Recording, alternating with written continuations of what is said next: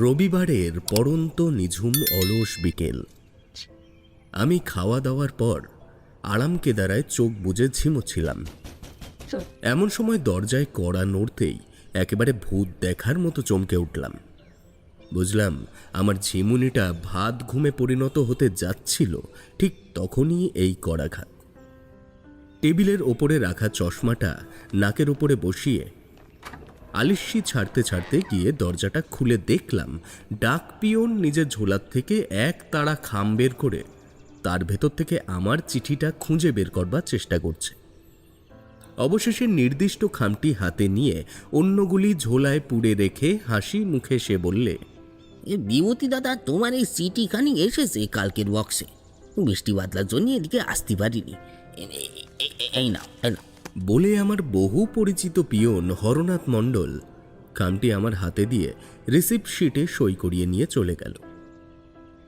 খামের ওপর কম্পিত হস্তে আমার নাম ও ঠিকানা লেখা রয়েছে দেখে প্রথমে অনুমান করেছিলাম পত্র প্রেরকের বয়স হয়তো 70 পেরিয়েছে, কিন্তু চিঠিটি খাম থেকে বের করা মাত্রই আশ্চর্য হলাম সেটিতে আমাদের বহু পুরনো বন্ধু অশ্বিনীর পরিচয় পেয়ে।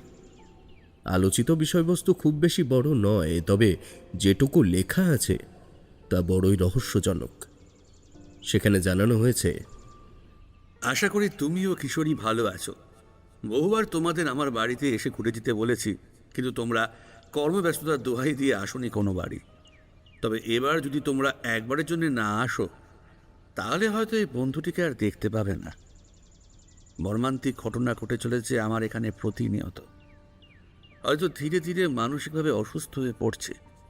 পুলিশে ইতিমধ্যে বার দুয়েক হাজতে নিয়ে যাওয়ার হুমকি দিয়েছেন। তাদের জেরায় জেরায় আমি কাহিল। এদিকে এখানে থেকে যে পালিয়ে যাব তার উপায় নেই। আমায় ফাঁসানো হচ্ছে বিভূতি। যে ঘটনা ঘটছে তাকে অলৌকিক বললে ভুল হবে। ইহজগতের কোনো প্রাণীর পক্ষে তা ঘটানো সম্ভব নয়। বাকি কি করে এত কিছু গুছিয়ে লিখবো বুঝতে পারছি না। মনের ভাব ও পরিস্থিতি লিখে বোঝানো কঠিন। শেষ অনুরোধ এটাই যে যেভাবেই হোক তারানাথকে সঙ্গে করে নিয়ে এসো এখানে। আশা করি আমার অনুরোধটা উনি বুঝবেন। এটি তোমার শুভাকাঙ্ক্ষী অশ্বিনী মিশ্র। চিঠিটা পড়ে প্রথমেই মাথাটা আমার তালগোল পাকিয়ে গেল। অশ্বিনীর বিপদের ব্যাপারে বিশ্লেষণ করবার আগে মস্তিষ্কে স্থান করে নিল তার বাসস্থানের দূরত্বের ব্যাপারটা। অশ্বিনী থাকে বেনারসের এক পাহাড়ি গ্রামে, যে জায়গার নাম লামহি। সেখানে পৌঁছানো কি যাই তাই ব্যাপার নাকি? মনের ভেতরটা অস্থির করতে শুরু করলো বিস্তর। ভাবনা চিন্তার কুলকিনারা না পেয়ে ছুটলাম কিশোরীর মেসের উদ্দেশ্যে। তাকে যথাস্থানেই পাওয়া গেল ঠিকই, তবে সমস্তটা শুনে তার অবস্থাও হলো কিংকর্তব্য বিমূঢ়। সে কেবল এটুকু বলল, দেখো, আমি লামহি গ্রামে পৌঁছানোর উপায় জেনে নিতে পারবো আমাদের মেসের রামেশ্বরের কাছ থেকে। তার পৈতৃক ভিটা তো ওই বেনারসেই। তাছাড়া টাকা পয়সার কথা যদি চিন্তা করো তাতেও মোটামুটি অসুবিধে এখন আমার নেই, কারণ কিছু বাড়তি অর্থপ্রাপ্তি ঘটেছে সপ্তাহখানেক আগে। কিন্তু পুলিশের ব্যাপার যেহেতু বলছে, তার উপর তারানাথকে সঙ্গে নিয়ে যাওয়ার আর্জি, সমস্ত ব্যাপারটা কেমন ঘোলাটে না? কি করা যায় বলো তো? দেখো, অশ্বিনী যেমন মানুষ তাতে করে এই ব্যাপারে আমি নিশ্চিত যে সে ভীষণ সংকটে না পড়লে এত দূরের থেকে আমাদের তার করবে না। আগে একবার তারানাথের কাছে গিয়ে ব্যাপারটা জানাই, দেখি ওনার এই বিষয়ে কি বক্তব্য। সেটাই করা যাক। দাঁড়াও, আমি পাঞ্জাবিটা বদলে আসি। কিশোরী পোশাক বদলে ফিরে এলে আমরা পা বাড়ালাম মঠ লেনের উদ্দেশ্যে। আষাঢ় শেষ হয়ে শ্রাবণের প্রথম ভাগে আকাশের রং সর্বদাই ঘোলাটে হয়ে থাকে, কাজেই ছাতা জিনিসটা সে সময় হাতছাড়া করলে চলে না। কিন্তু আশ্চর্যের বিষয় হলো, অশ্বিনীর চিঠির কৌতূহল আমাদের চিন্তাভাবনাকে এমনভাবেই আশ্রয় করে নিয়েছিল যে ঝিরঝিরি বৃষ্টি শুরু হতেই খেয়াল করলাম আমরা দুজন কেউই ছাতা সঙ্গে করে বের হইনি। কাজেই একটা বন্ধ দোকানের ছাউনির নিচে গিয়ে দাঁড়িয়ে পড়তে হলো দুজনকেই। কিশোরীকে জিজ্ঞেস করলাম, আচ্ছা, যে বাড়তি অর্থপ্রাপ্তির কথা বলছিলে তা কিভাবে হলো? লটারি ফটারি জিতেছ নাকি? না না, আমার এক দুঃসম্পর্কের জ্যাঠামশাই মারা গেছেন। সে জ্যাঠামশাই নিজের বলতে কেউ নেই। এদিকে বসত ভিটে সহ বেশ কয়েক কাটা সম্পত্তির মালিক ছিলেন সে। মৃত্যুর আগেই আমার তার স্থাবর অস্থাবর সম্পত্তির ওয়ারিশ করে রেখে গেছেন। জায়গাটা অনেক দূর, নদিয়া রানাঘাট স্টেশনের পর কালীনারায়ণপুর হল্ট আছে, সে জায়গায় নেমে আরও অনেক ভেতরে যেতে হয়। তা যাই হোক, কত দূর গিয়ে তো আর জায়গা দেখাশোনা করা সম্ভব নয়। এই যা দাম পেয়েছি তাতেই বিক্রি করে দিয়ে এসেছি জমিটুকু। সে কারণেই বললাম, এই মুহূর্তে অশ্বিনীর পাশে দাঁড়ানোর জন্য যদি আমাদের তিনজনকেই ছুটতে হয়, আমি আর্থিকভাবে পাশে দাঁড়াতে পারবো। পরে তুমি যতটা পারবে আমায় না হয় দিও। বেশ, তাই হবে। কই দাও দেখি একটা সিগারেট ধরাই। দুটি কাঁচি সিগারেট শেষ করতে করতে বৃষ্টিটা ধরে এলো। আমরা পুনরায় হাঁটা শুরু করলাম আমাদের গন্তব্যের উদ্দেশ্যে। ঠাকুরমশাইয়ের বাড়িতে পৌঁছে দেখি তিনি দাওয়ায় বসে তালপাতার পাখা দিয়ে হাওয়া খাচ্ছেন। অন্য হাতে নারকেলের মালা দিয়ে তৈরি তার অনিবার্য সঙ্গী সেই জ্বলন্ত হুকোটি। আমাদের দেখার পর ওনার অভিব্যক্তি এমনই হলো যে তিনি যেন একেবারে নিশ্চিত ছিলেন আমি ও কিশোরী এখনই তার সম্মুখে এসে উপস্থিত হব। কাঁচা পাকা দাড়ির ফাঁকে একটা সূক্ষ্ম রহস্য মিশ্রিত হাসির রেখা ফুটিয়ে তুলে তিনি বললেন, এই তো তোমরা আসছো দেখে বৃষ্টিটা একটু থামিয়ে দিলাম। প্রকৃতির বড় মাপের এই শক্তিগুলিকে নিয়ে টানা হ্যাচড়া করাটা উচিত নয়।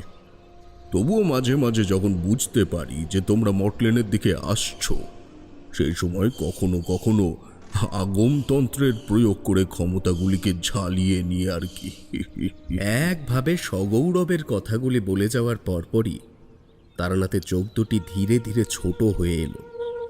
পরক্ষণেই ভ্রুকুটি করে বললে, কি ব্যাপার, তোমাদের দুজনের চেহারার অবস্থা এমন কেন? কিছু হয়েছে নাকি? আমি পকেট থেকে অশ্বিনীর চিঠিটা বের করে তারানাথের হাতে দিলাম।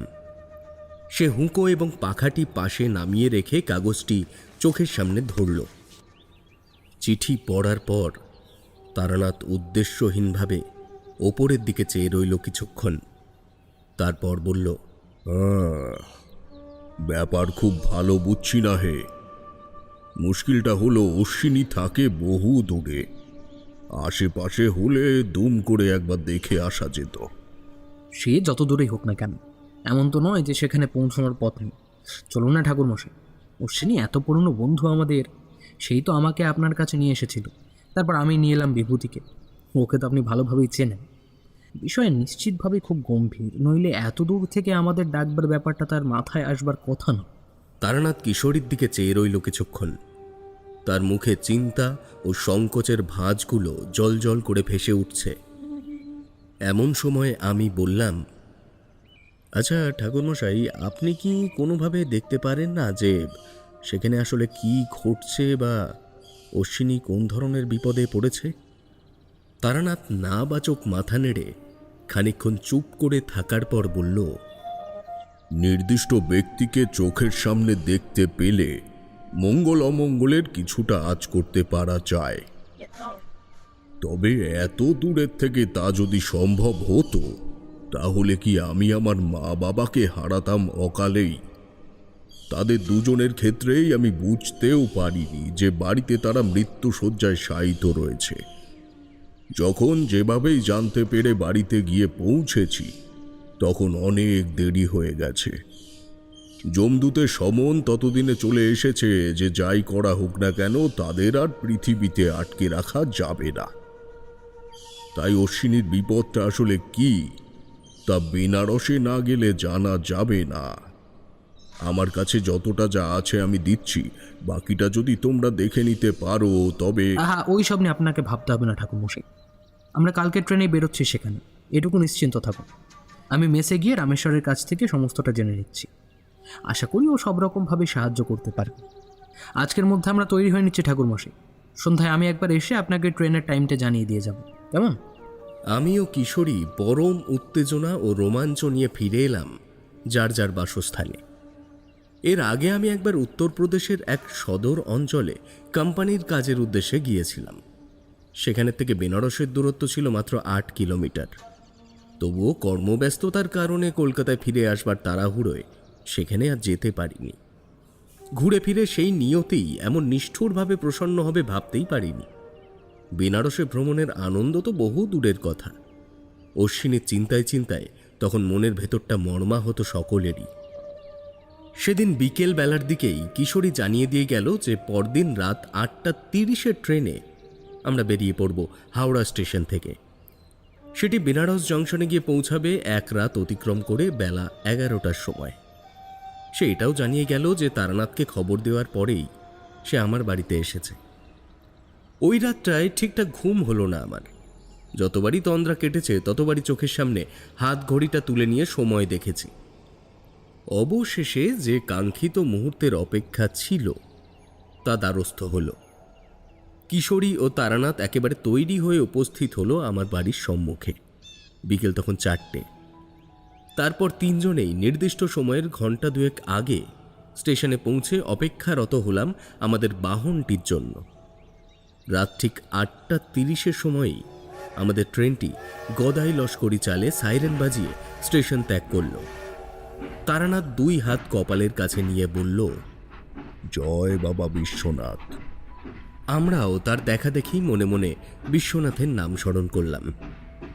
ট্রেন চলাকালীন 2 প্রস্ত সিঙাড়া আর 12-6 চায়ের সেবন করা পর্যন্ত নিজেদের মধ্যে সাধারণ কিছু কথোপকথন চলছিল। ধীরে ধীরে রাত গড়াতেই যে যার সিটের উপরে লম্বা হলাম। গতরাতের ঘুমের ঘাটতিটা দুলীয়মান ট্রেনে পূরণ করে নিতে চাইল অবচেতন মন, এবং সেই কারণেই হয়তো গভীর ঘুমে তলিয়ে গিয়েছিলাম আমি। হঠাৎ শরীরে মুহুর্মুহু ঝাঁকুনির অনুভূতিতে ঘুম ভাঙল। চোখ খুলে দেখলাম তারানাথ আমায় ডাকছে। ট্রেন ছুটে চলেছে রুদ্ধশ্বাসে। কামরার ভেতরের আলোটা মাঝে মাঝে স্নিগ্ধ হচ্ছে, আবার জলজলে হয়ে উঠছে। তারানাথ আমায় তার পিছু করতে বলে দরজার দিকে চলে গেল। আমি একবার ঘুমন্ত কিশোরীকে জরিপ করে তার পিছু নিলাম। দুর্বার গতিতে ছুটে চলেছে বেনারসগামী ট্রেনটি। অন্ধকারে মোড়া প্রান্তরের মাঝে মাঝে ছুটন্ত আলোকবিন্দুগুলি কেবল সজীবতার অস্তিত্ব রেখে যাচ্ছে সুযোগ পেলে। খোলা দরজার সম্মুখে এসে তারানাথ বলল, আকাশের দিকে চেয়ে দেখো বিভূতি। তারানাথের কথা শুনে তার দৃষ্টি অনুসরণ করলাম এবং সেদিকে তাকানো মাত্রই দেখলাম একটি আশ্চর্য নীল তারা হঠাৎ অনন্তের কোনো এক জায়গার থেকে উৎপন্ন হয়ে বিদ্যুতের গতিতে ছুটে গেল আমাদের ট্রেনের গতিপথের দিকে। কয়েক সেকেন্ডের ভগ্নাংশের মধ্যেই সেই আলোক স্ফুলিঙ্গ অদৃশ্য হলো অন্ধকারের করাল গ্রাসে। আমি উদ্বিগ্ন দৃষ্টিতে তারানাথের দিকে তাকাতে সে বললে, ব্যাপারটা কিশোরীকে দেখালে হাজারো প্রশ্নের সম্মুখে দাঁড়াতে হতো আমায়। তোমায় দেখালাম কারণ তুমি এমন ঘটনার সম্মুখীন আগেও হয়েছ। যখন তুমি সিমডেগায় যাচ্ছিলে তখন ঠিক এমনই এক ছুটন্ত তারা খসা চলন্ত ট্রেনের জানলা থেকে দেখেছিলে, মনে পড়ে? আমার মনে পড়ে গেল সে দিনের কথাটা। তারানাথ একদম সঠিক কথা বলেছে। ঠিক এমনই একটা ঘটনার আমি সেবার সাক্ষী হয়েছিলাম। কৌতূহলী দৃষ্টিতে তারানাথের দিকে তাকাতেই সে মৃদু হেসে প্রশ্ন করল, সিমডেগায় পৌঁছে পাসাং মারার ঘটনায় একজনের সঙ্গে তোমার দেখা হয়েছিল, মনে আছে তো? আমার পায়ের তলাটা ঈষৎ কেঁপে উঠল বলে মনে হলো। তাহলে কি ওই ব্যক্তির আগমনের পূর্বাভাস হিসেবে আমি সেবার এই দৃশ্য দেখেছিলাম? আর এবারও যখন একই দৃশ্য তারানাথ আমায় দেখালো, তাহলে কি এখানে গিয়েও আমরা তার দেখা পাব? তারানাথ উত্তরের অপেক্ষায় আছে দেখে বললাম, হ্যাঁ মনে আছে ঠাকুরমশাই, অমর জীবনকে সেখানে দেখেছিলাম, এবং আমি না শুধু, আমরা সবাই দেখেছিলাম। আমার কোম্পানির দলের সকলেই তাকে দেখেছে। কিন্তু এই নীল উল্কা ছুটে যাওয়ার সঙ্গে অমর জীবনের সম্পর্ক কিভাবে হয়? সে কথার উত্তর তো আমিও স্পষ্ট জানি না, তবে যুক্তিহীন দৈবিক জগতের দিকে যদি তাকাও বা বিশ্লেষণ করো তবে সেখানে দেখতে পাবে আমাদের পঞ্চ ইন্দ্রিয়তে যা অনুভব হয় না এমন অনেক অলৌকিক জিনিস পৃথিবীতে রয়েছে, যার খুব সীমিত অংশই আমরা জানি। অমর জীবন আমাদের চিন্তা ভাবনা বা জ্ঞান বুদ্ধির বাইরে। আমরা কেবল তার উপস্থিতির উপলব্ধি করতে পারি, আর সেটাই আমাদের কাছে ভাগ্যের বিষয়। তারানাথের কথা শেষ হতেই বুঝতে পারলাম ট্রেনটি কোনো স্টেশন সংলগ্ন অঞ্চলে এসে পড়েছে। ধীরে ধীরে তার গতি মন্থর হয়ে যাচ্ছে। আমরা দুজনেই পুনরায় নিজ নিজ আসনে গিয়ে বসে পড়লাম। কিশোরী তখনও অঘোরে ঘুমোচ্ছে। মিনিট খানিক ঘুরতে না ঘুরতেই আমার ধারণায় সঠিক হলো। যে স্টেশনে এসে দৈত্যাকার বাহনটি দাঁড়িয়ে পড়ল তার নাম হাজারিবাগ। খুব বড় স্টেশন না হলেও মাঝরাতের বেলাতেও কম বেশি লোক সমাগম রয়েছে স্টেশনে। আমার জানলা সোজাসুজি স্টেশন চত্বরের এক বেঞ্চির ওপরে হ্যারিকেন জেলে বসে রয়েছে একজন হতবৃদ্ধ ব্যক্তি। তার দুই পাশে কুণ্ডুলি মেরে পড়ে রয়েছে দুটি কুকুর। মানুষজনের পদশব্দ শুনে প্রাণী দুটি মাঝে মাঝেই মাথা তুলে চারিদিকে দেখছে অলস চোখে। মিনিট পাঁচেকের বিশ্রামের পর আবার আর্তনাদ করে ট্রেনটি স্টেশন চত্বর ছাড়ল এবং একই সঙ্গে ওই ঝাঁকুনিতে কিশোরী চোখ ডলতে ডলতে উঠে বসল। বলল, কি ভায়া, সারা রাত বসে বসে স্টেশন গুনছো নাকি? উত্তরটা দিল তারানাথ। সে বলল, হ্যাঁ তাই বটে, তুমি বাপু ঘুমাতেও পারো কিছু, আমার তো এই দুলীয়মান যন্ত্রের উপরে ঘুমের চিন্তাও মাথায় আসে না। আপনি একজন অসাধারণ মানুষ। আপনার সঙ্গে আমাদের মতন সাধারণ মানুষের যে প্রচুর কর্মকাণ্ডেরই অমিল থাকবে সেটা তো স্বাভাবিক ঠাকুরমশাই। তা যাই হোক, কত দূর এলাম? ভেবেছিলাম তারানাথ হয়তো খাপ্পা হয়ে কিছু একটা বলে ফেলবে কিশোরীকে, কিন্তু কয়েক মুহূর্ত তাকে চুপ করে থাকতে দেখে আমি উত্তর দিলাম, হাজারিবাগ স্টেশন ছাড়লো, আমিও তো ঘুমিয়ে পড়েছিলাম, এই খানিকক্ষণ হলো উঠে বসেছি। কিশোরীর কাছে তারা খসা দেখবার ব্যাপারটা বেমালুম চেপে গেলাম দেখে তারানাথের চেহারাতেও প্রশান্তির ছাপ দেখলাম। বাকি রাতটুকু আর ঘুম হলো না কারোর। পাহাড়পুর, গয়া, রফিগঞ্জ সহ বিভিন্ন ক্ষুদ্র ক্ষুদ্র স্টেশন ছেড়ে সকাল 11টার সময় পৌঁছালাম সনাতনীদের অন্যতম পূর্ণ তীর্থের স্থান কাশী স্টেশনে। অন্তরের উত্তেজনা ও উদ্বিগ্নতাগুলি পুনরায় পুঞ্জীভূত হতে শুরু করল মনে ও মস্তিষ্কে। তারানাথ বলল, এরপরেই আমরা নামব। স্টেশন থেকে কত দূর হে লামহি গ্রাম? কিশোরী জবাব দিল, জাংশনে নেমে ওখানের থেকে বাস পাওয়া যাবে, রামেশ্বর বলেছে। মাইল 10 রাস্তা, ওই ধরুন ঘন্টা 1.5 লাগবে লামহি পৌঁছতে। আরও মিনিট 20 মধ্যেই আমরা গন্তব্যে নেমে পড়লাম। একেই হয়তো বলে পবিত্র বেনারসের গেরুয়ায় মুড়ে রাখা অমৃতস্থল। স্টেশন চত্বর থেকে শুরু করে যত দূর চোখ যায় পিল পিল করে ঘুরে বেড়াচ্ছে সাধু সন্তের দল। তাদের ভিড়ে দর্শনার্থীদের নিতান্তই বেমানান দেখায়। আমরা তিনজনে বাস স্ট্যান্ডের দিকে হাঁটা শুরু করলাম। তারানাথ বলল, শ্রাবণের প্রথম সোমবার আসছে, বাবা বিশ্বনাথের দর্শন করবার জন্য মানুষ মুখিয়ে রয়েছে এখন। লোকজনের সমাগম সবে তো শুরু।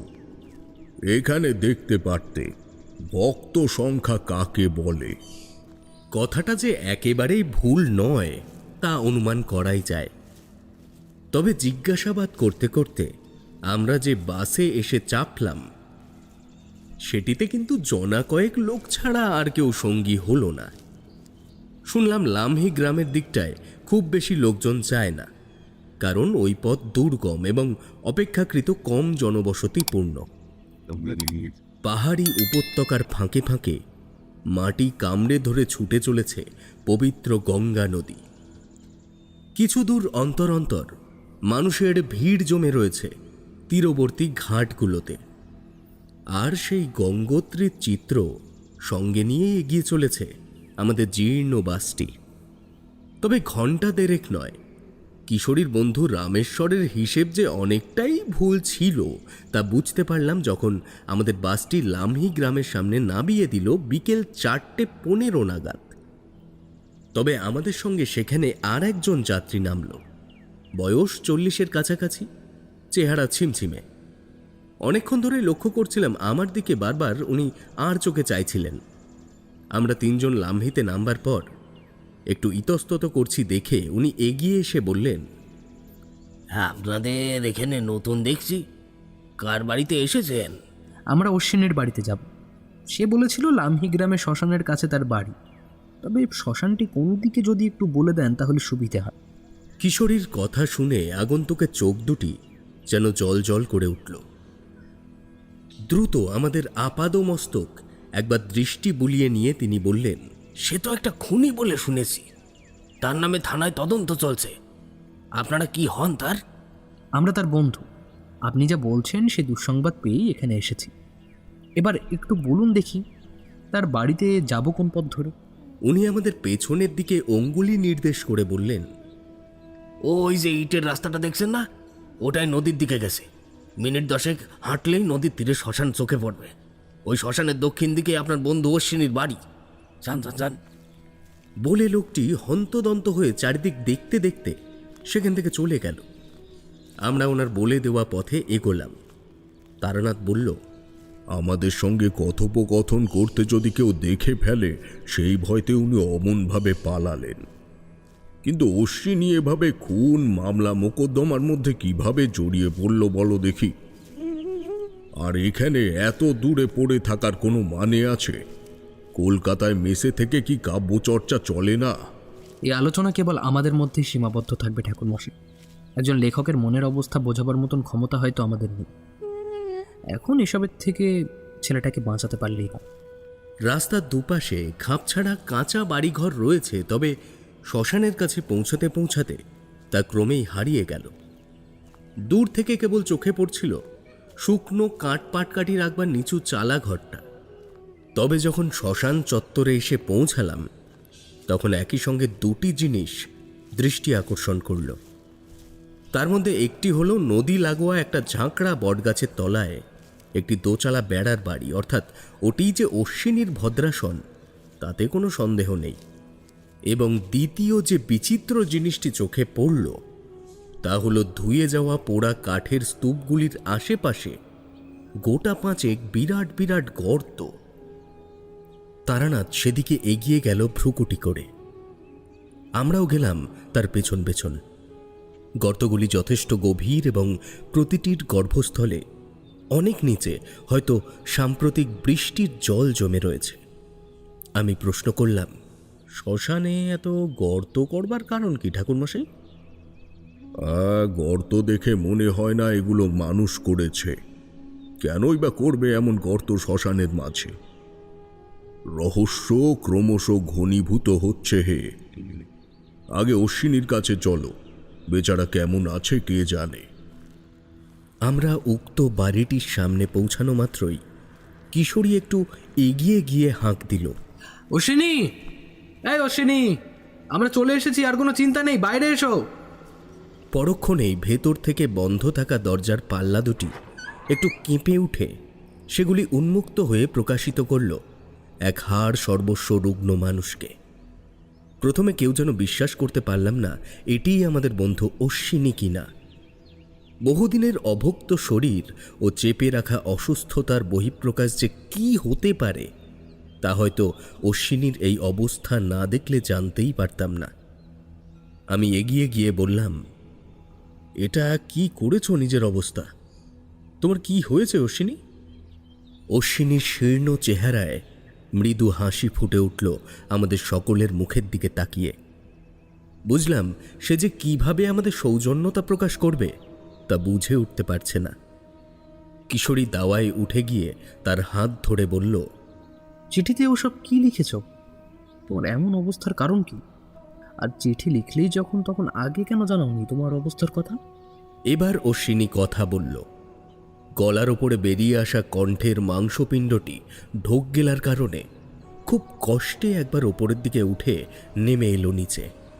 সে বলল, চিঠিটাও হয়তো তোমাদের কাছে পাঠাতে পারতাম না যদি না যদুনাথ জীবিত থাকতো। জীবিত থাকতো মানে? সে কোথায়? কে যদুনাথ? যদুনাথ আমার সঙ্গে থাকতো, এই শ্মশানের ডোমের ছেলে। তাকে ওরা মেরে ফেলেছে, যার মৃত্যুর অভিযোগ উঠছে আমার দিকে। কারা মেরে ফেলেছে? কি হয়েছে এখানে একটু বলো তো। অশ্বিনী আমার প্রশ্ন শুনে একবার তার ঘরের ভেতরের দিকটায় পেছন ঘুরে দেখল। তার দৃষ্টিতে সতর্কতা ও ভয়ের একটা অঙ্গীকার মিশে গেল মুহূর্তেই। অভিব্যক্তি দেখে আমরা সকলেই বুঝতে পারলাম যে ঘরের ভেতরে নিশ্চয়ই কেউ একটা রয়েছে, যে কারণে সে আততায়ী নাম আমাদের জানাতে পারছে না। কিশোরী বলল, কি হলো বলো তো? কারা মেরে ফেলেছে যদুনাথকে? আর ভেতরে কি দেখছো? কে আছে ঘরের ভেতর? এমন সময় তারানাথ আমার হাত টেনে পাশে সরিয়ে দিয়ে অশ্বিনীর সামনে গিয়ে দাঁড়ালো। তার চোখ কুঞ্চিত ও প্রশ্নসুলভ। বেশ খানিকক্ষণ তার দিকে একইভাবে তাকিয়ে থাকার পর নিচু গলায় সে বলল, সর্বনাশ! এই পিশাচিনীর পাল্লায় আবার এর মধ্যে কিভাবে পড়লে? সরে এসো দেখি, দরজার সামনে থেকে সরো। অশ্বিনী তারানাথের নির্দেশ ফেলবে না তা বলাই বাহুল্য। আমাদের দুজনের আগের থেকেই সে তারানাথকে চেনে। ঠাকুরমশাই ধীর পায়ে ঘরের মধ্যে প্রবেশ করে প্রথমে ওপরের টালি এবং তারপর ঘরটির চারিদিকে সন্দিগ্ধ দৃষ্টি ফেলল।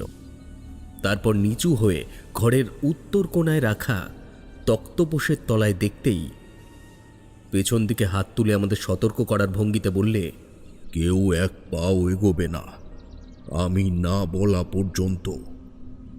ওম হুং হনুমতে রুদ্রাক্তয়ং হুং ফট। ওম আইম হ্রিম শ্রীম প্রতাঙ্গ্রীরা মম রক্ষ রক্ষ মম শত্রুন ভঙ্গায় ভঙ্গায় ফে হোম ফট স্বাহা। সরে যাও।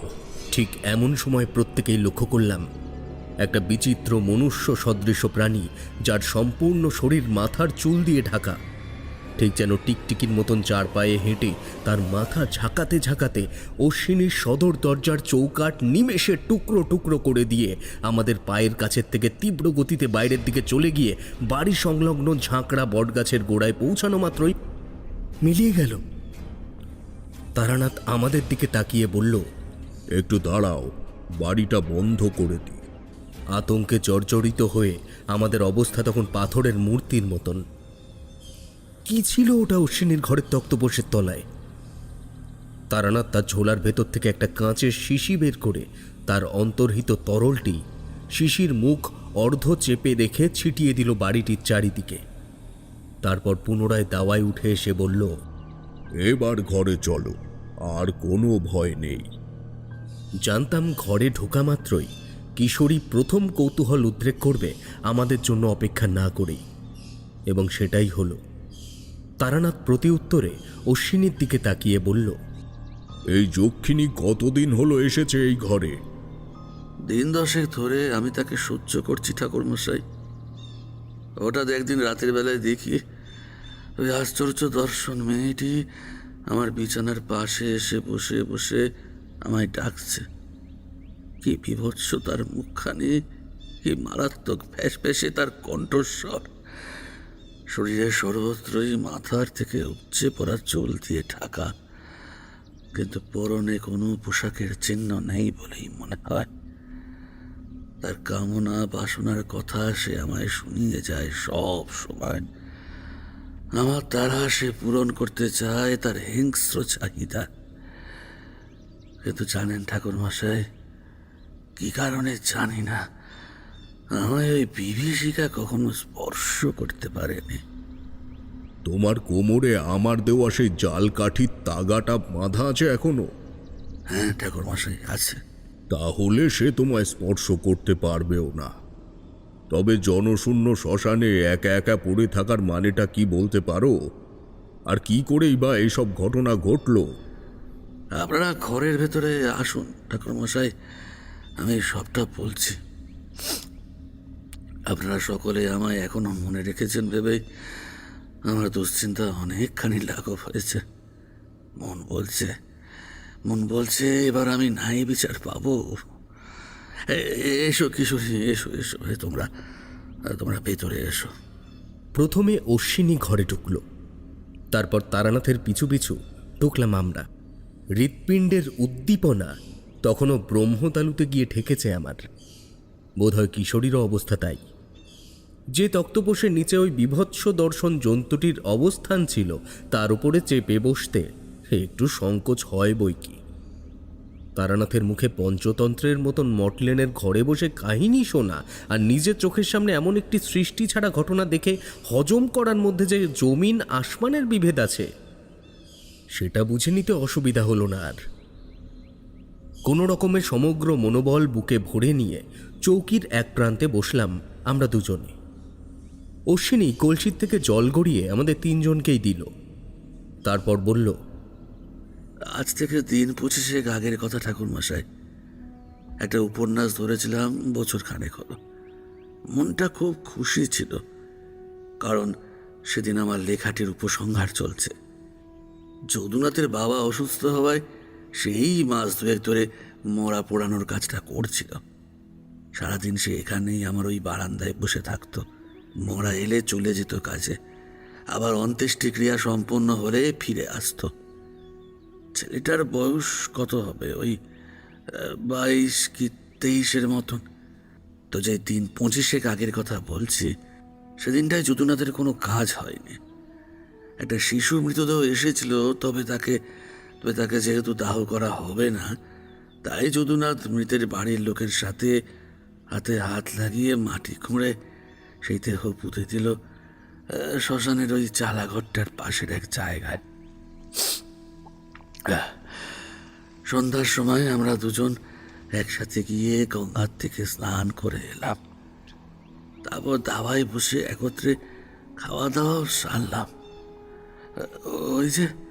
ওই পশ্চিমের জানলাটার কাছে যে টেবিলটা রয়েছে, ওখানে বসেই আমি লেখালেখি করি। তো খাওয়া শেষ হলে গল্পের উপসংহারটিতে একবার চোখ খুলিয়ে নেওয়ার জন্য বসেছি। যদুনাথ অল্প অল্প পড়াশোনা জানে, সে তাই মাঝে মাঝে আমার পেছনে এসে দাঁড়িয়ে ওই লেখা কাগজগুলির দিকে তাকিয়ে থাকত। তো সেই রাতেও একটা সময় এসে সে দাঁড়িয়েছিল আমার পেছনে।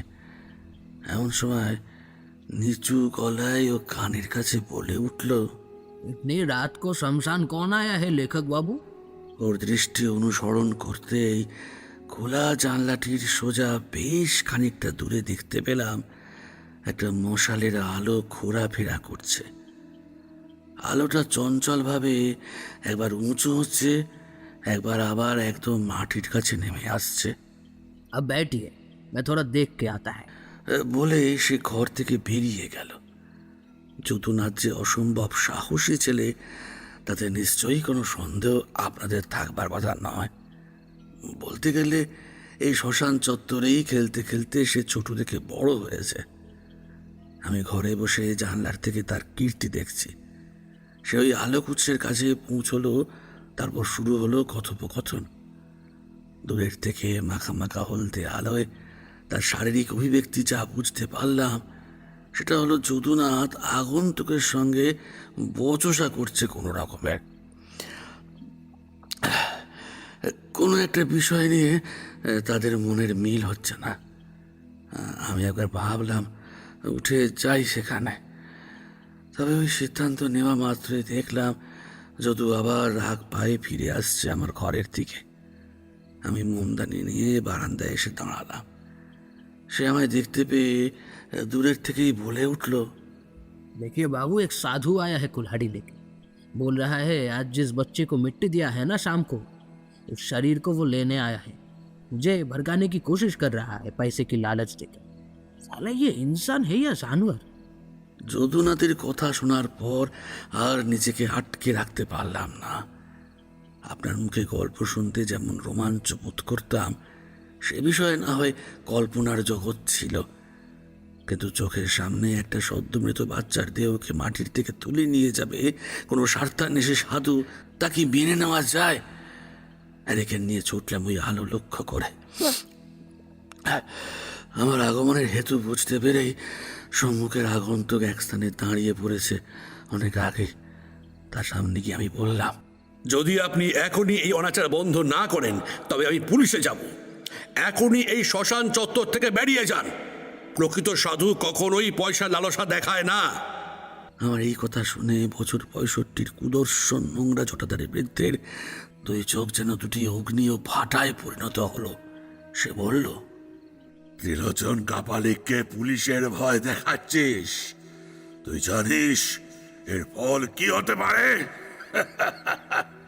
আমি বললাম, এমন নৃশংস অন্যায়ের প্রতিবাদ করবার জন্য আমি ফলাফলের চিন্তা করি না।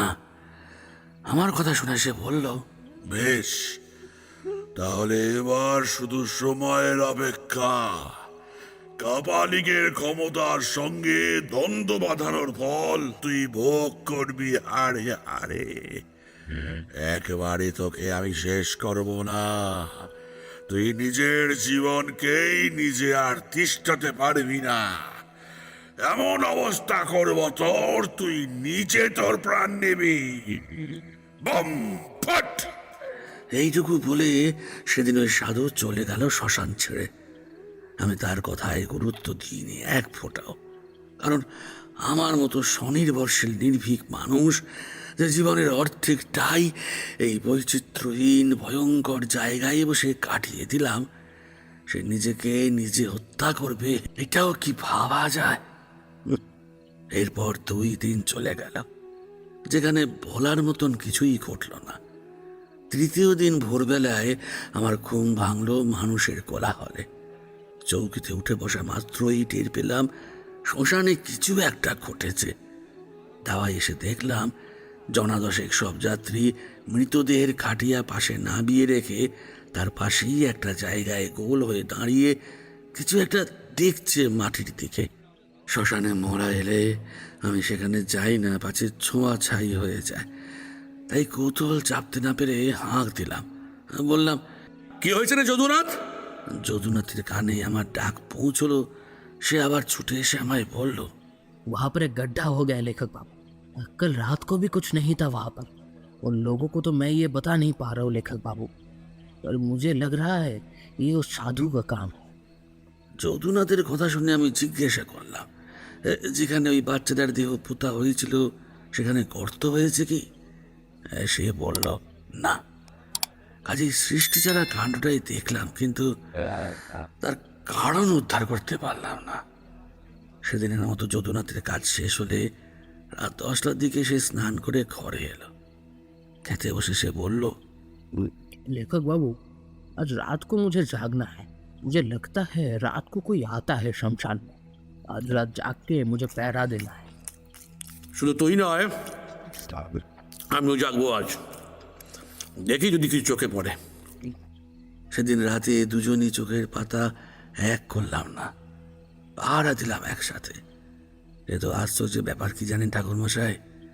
ভোরের দিকে যখন হাঁটতে হাঁটতে আবার শ্মশান চত্বরে গেলাম, তখন দেখলাম যে গর্ত আগের দিন ছিল তার থেকে বেশ খানিকটা দূরে আরও একটি বড় গর্তের সৃষ্টি হয়েছে। কোনো মানুষ এই কাজ করতে গেলে যত সময় লাগার দরকার, তাতে আমাদের চোখে ধরা পড়তই। তা তো হয়নি, বরং যদি তর্কের খাতিরে বলতেও হয় যে ওগুলো কোনো শেয়ালের কাজ, তাহলেও সে কথা মানা যায় না। কারণ শেয়াল কখনোই সোজাসুজি এত গভীর গর্ত করতে পারে না। ঠাকুরমশাই, বিশ্বাস করুন, আমি বুঝতে পেরেছিলাম সাধু যা বলে গেছে এগুলো বোধহয় তারই উপসর্গ। তবুও নিজে নিজে হঠাৎ করে কি পদক্ষেপ নেব বুঝতে না পেরে সেদিনটা সারাদিন ভাবলাম। পরদিন সকালবেলায় এক মর্মান্তিক কাণ্ড ঠাকুরমশাই। একদম আমার ওই দরজার সামনে পড়ে রয়েছে ওই শিশুটির মৃতদেহ, যেটি নেওয়ার জন্য সেই সাধু শ্মশানে এসেছিল। পুরো লামহি গ্রামে চড়াও হয়ে গেল আমি নাকি ওই কাজ করেছি কোনো অসৎ উদ্দেশ্য নিয়ে। বাচ্চাটির শরীর মাটির তলার পোকায় খুবলে খুবলে খেয়েছে। এক এক জায়গা থেকে পচে পোকা বেরোচ্ছে পিলপিল করে। সেদিনই সে দৃশ্য অতি ভয়াবহ, চোখে দেখা যায় না। সেদিনই আমার নামে পুলিশে কেস করে এলো শিশুটির বাড়ির লোক। পুলিশ এসে আমায় হেনস্থা করলো গোটা দিন। যদুনাথের বয়ানে কিছুটা হলেও রক্ষা পাওয়া গেল। সে পুলিশকে বলল, लेखक बाबू तो सो रहा था साहब जी। मैं रात को सोता हूँ यही बाहर। ये काम किया है एक साधु जी ने, मुझे लगता है। এরপর যদুনাথ সেদিন রাতের সমস্ত কথা খুলে বলল দারোগা বাবুকে। তাছাড়া এমন নয় যে আমার নামে কোনো দুর্নাম আছে এই অঞ্চলে।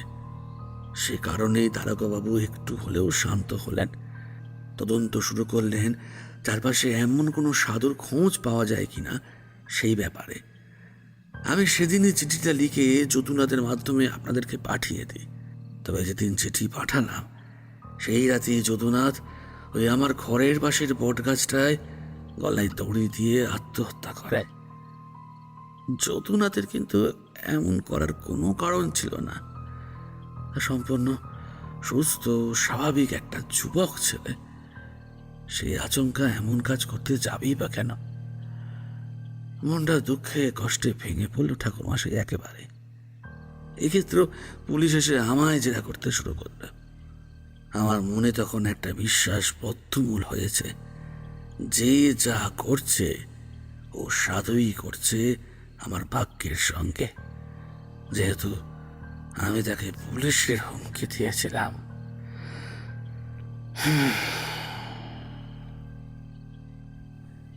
এটুকু বলে অশ্বিনী একটা দীর্ঘ নিঃশ্বাস ছেড়ে চুপ করল। এবার তারানাথ বলল, তার কিছুদিন পর থেকেই ওই যক্ষিণী তোমার ঘরে এসে থাকতে শুরু করেছে, তাই তো? হ্যাঁ ঠাকুরমশাই। আর পুলিশের তদন্ত এখনো চলছে কি? হ্যাঁ চলছে ঠাকুরমশাই, তবে আমার হাতে আর 2-3 সময় আছে। এর মধ্যে ওই সাধুকে না পাওয়া গেলে আর রক্ষা থাকবে না। নিছক সুপরিচিত মানুষ বলে এতদিন টিকে আছি, তাও রোজ 2 বেলা করে পুলিশ এসে টহল দিয়ে যায়। আজও এসেছিল। ঠাকুরমশাই ঠাকুরমশাই দেখুন না, যদি আপনি কিছু করতে পারেন। চিন্তা করো না অশ্বিনী, আমি যখন এখানে এসে পড়েছি তখন কিছু একটা বিহিত না করে ফিরব না। আর হ্যাঁ, তোমার ধারণা একেবারেই সঠিক। যা ঘটছে তোমার সঙ্গে তা সৃষ্টিকর্তা ওই সাধুই। আমিও দ্বন্দ্বে থাকতাম যদি না এই যক্ষিণীর উপস্থিতি তোমার ঘরে পেতুম। খারাপ মানুষের দৃষ্টিতে পড়ে গেছো অশ্বিনী। ওই সাধু পিশাচ সিদ্ধ, ক্ষমতা নেহাত কম নয়। তারানাথের কথা শুনে আমাদের দুশ্চিন্তাটা আরও বিস্তার লাভ করল। মনে সংশয় হলো, সেই যুবক বয়সের বেপরোয়া তারানাথের নির্ভীকতা ছিল অন্যরকম। তবে এই 65 বছরের বৃদ্ধ তারানাথের পক্ষে কি সম্ভব অশ্বিনীকে এই ভয়াবহ বিপদ থেকে রক্ষা করা? নিতান্তই ভূত প্রেত তাড়ানোর ব্যাপার হলে বিষয়টা চিন্তা ছিল না। তবে এখানে মুশকিল হলো সেই সাধুকে খুঁজে বের করা, যে এই সমস্ত কৃতকার্যের জন্য দায়ী। কিভাবে খুঁজে পাবে তাকে তারানাথ? তাছাড়া খুঁজে পেলেও সে কি স্বীকার করবে সমস্ত দোষের কথা? আধ্যাত্মিক ব্যাপারে তারানাথের হাত থাকতে পারে, তবে এমন পুলিশি কেস খামারির মধ্যে জড়িয়ে থাকা ব্যাপারটা নিষ্পত্তি করা কিন্তু মন্ত্রতন্ত্রের বিষয় নয়। কিশোরী প্রশ্নটা করেই ফেলল। আচ্ছা ঠাকুরমশাই, যদি ওই কাপালিককে খুঁজে পাওয়া যায় তবে কি এটা প্রমাণ করা যাবে যে তিনি সমস্তটা করেছেন? তারানাথ গম্ভীর গলায় উত্তর দিল, যাবে। তবে কিভাবে যাবে সেটা এখনই জিজ্ঞেস করো না, কারণ তা ক্রমশ প্রকাশ্য। কই দাও দেখি একটা হেরিকেন টেরিকেন, আমি একটু শ্মশানের দিকটায় ঘুরে আসি। বিভূতি তুমি আমার সঙ্গে এসো, আর কিশোরী তুমি অশ্বিনীর কাছেই থাকো। আমি হ্যারিকেনটা হাতে নিয়ে তারানাথের পিছু নিলাম।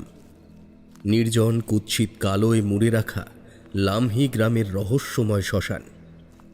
গঙ্গা তীরবর্তী মাথা ছাড়ানো হোগলা ঘাসের জঙ্গলের মধ্যে ইতি উতি উকি মারছে শিয়ালের জ্বলন্ত সবজে চোখ। তারানাথের যেন কোনো দিকেই দৃষ্টি নেই, না আছে কোনো সংকোচ। সকালে যে গর্তগুলো আমরা দেখেছিলাম তার মধ্যে একটির সামনে গিয়ে সে দাঁড়িয়ে গেল। তারপর হাঁটু মুড়ে গর্তের সামনে বসে সেখানে থেকে এক মুঠো মাটি তুলে নিয়ে নাকের কাছে নিয়ে শুঁকে বলল, পাতাল ভৈরবীর আবির্ভাব হয়েছে বিভূতি। ওই যক্ষিণী তারই অনুচর। ওই গাছের থেকে তাকে নামিয়ে এনে দর্পণে আবদ্ধ করতে পারলে সাধুর খোঁজ তার কাছের থেকেই পাওয়া যাবে। সেটা কিভাবে সম্ভব ঠাকুরমশাই? মাছ ধরার সময় যেমন টোপ ফেলে বসে থাকতে হয়, ঠিক তেমনি গাছের তলায় টোপ দিয়ে অপেক্ষা করতে হবে। চলো ঘরে চলো, কিছু কাজ আছে। আমরা এবার ফেরার পথ ধরলাম। ঘরে এসে তারানাথ বলল, অশ্বিনী, একটা ছোট আয়না দাও দেখি। অশ্বিনী বিনা বাক্য ব্যয়ে তার ঘরের দেওয়ালে ঝোলানো একমাত্র আয়নাটা খুলে এনে তারানাথের হাতে দিল। তারানাথ বলল, মধ্যরাত্রি ভূত প্রেত পিশাচের জন্য প্রশস্ত সময়। সেই সময় আমি ওই বটগাছের নিচে যাব। অশ্বিনী, আমি যখন যাব তখন তোমার শরীরের থেকে কয়েক ফোঁটা রক্ত বের করে এই আয়নার কাঁচের ওপরে দেবে। আর মনে রেখো, সেই সময় কিন্তু আমি একা যাব। তোমরা দরজা জানলা বন্ধ করে ঘরের ভেতরে একদম চুপ করে বসে থাকবে। আমি না ফিরে আসা পর্যন্ত কোনো রকমের টু শব্দ করবে না। আমরা তিনজনই ঘাড় নেড়ে সম্মতি দিলাম। সেই সময় ঠাকুরমশাই ছাড়া আমাদের ভরসা বলতে অন্য কিছুই নেই। কাজেই তার আদেশ মন্ত্রের মতো পালন করাটাই আমাদের বন্ধুর জন্য মঙ্গলময়।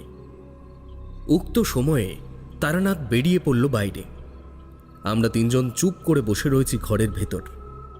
ঘণ্টাখানেকের বিরক্তিকর নীরবতা কাটানোর পর হঠাৎ বাইরে প্রচণ্ড প্রাকৃতিক দুর্যোগ শুরু হলো।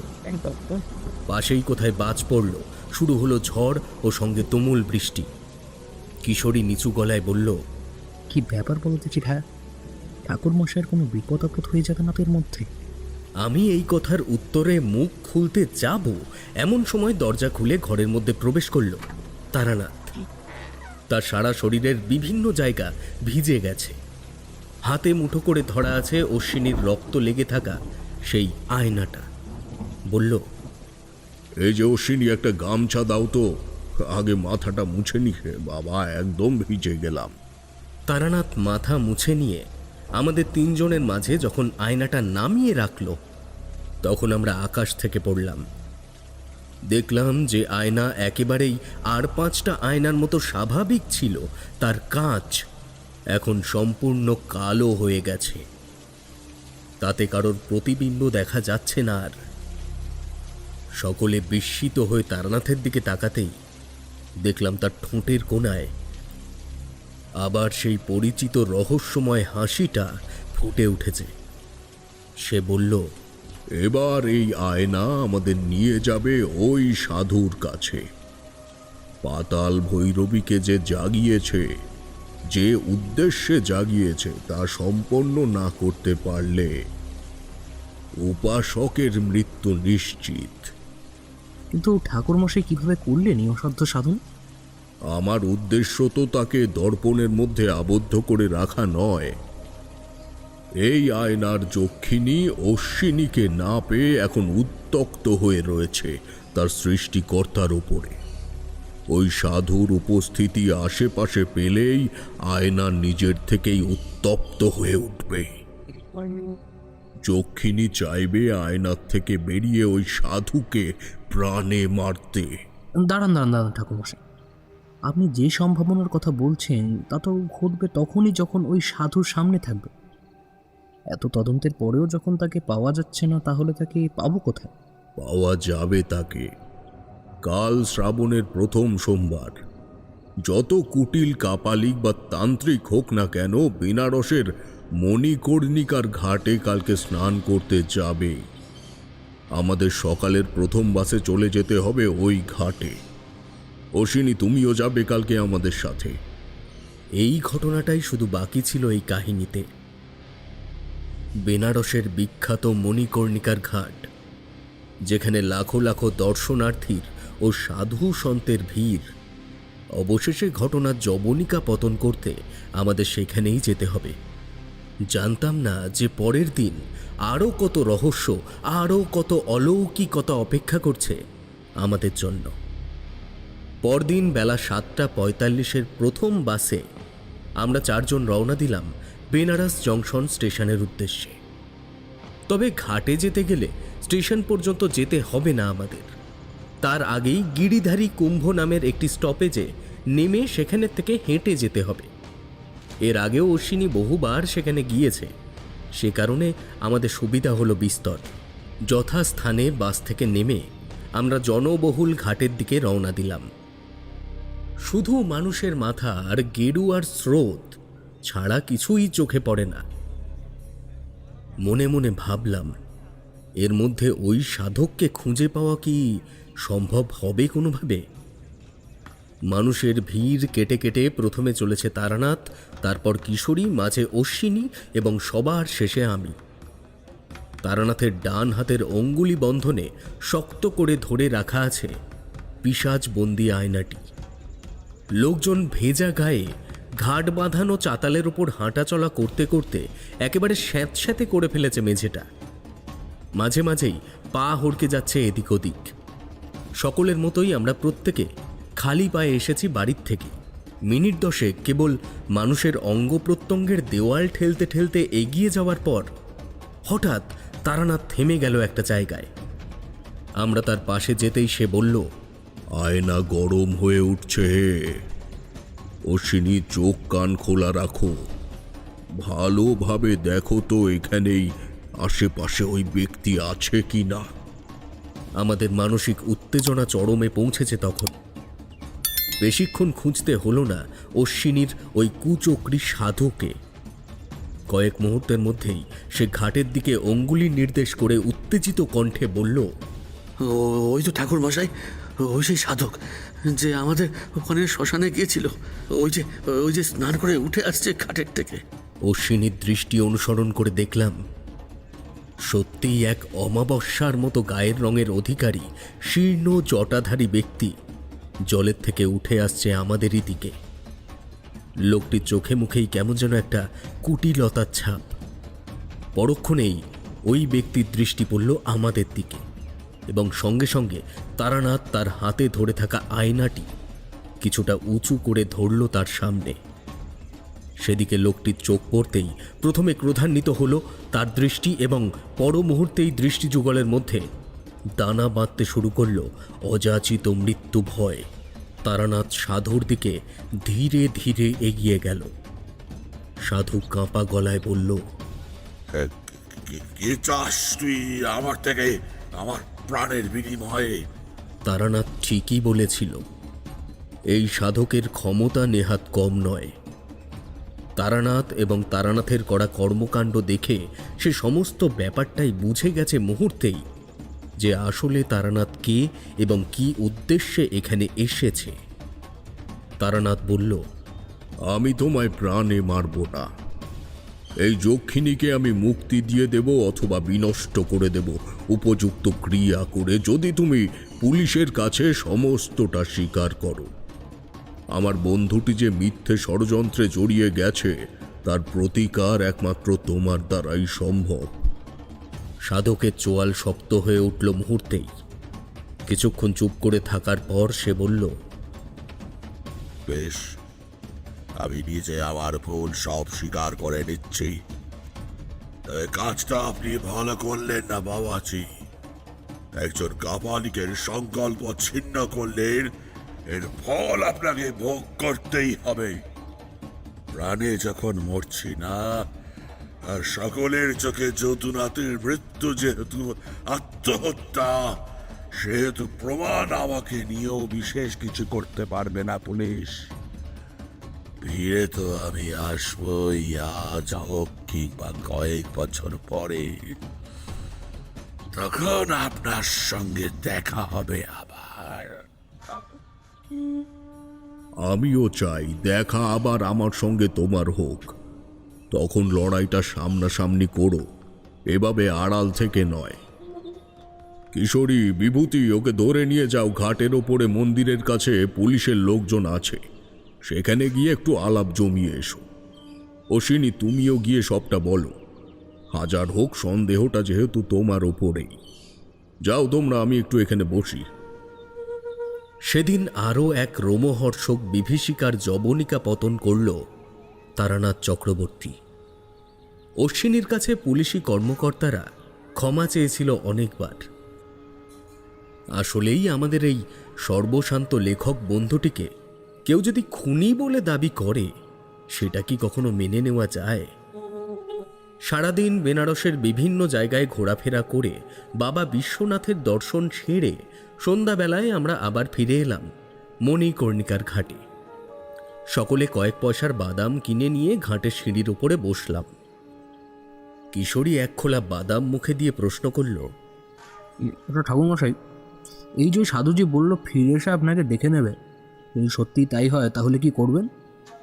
সম্মুখে তখন শুরু হয়েছে পবিত্র গঙ্গা আরতি। আমরা প্রত্যেকেই তারানাথের চোখের দিকে তাকিয়ে রয়েছি। সে পকেট থেকে একটা পাসিং শোয়ের প্যাকেট বের করে জবাব দিল, আসুক না, যদি তার ফিরে এসে আমার কোনো ক্ষতি করবার হয়। আর কিছু না হোক, তোমরা তো একটা নতুন গল্প পাবে।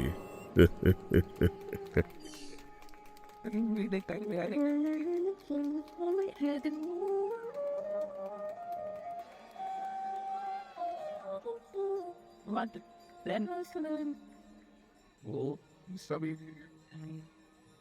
Yeah.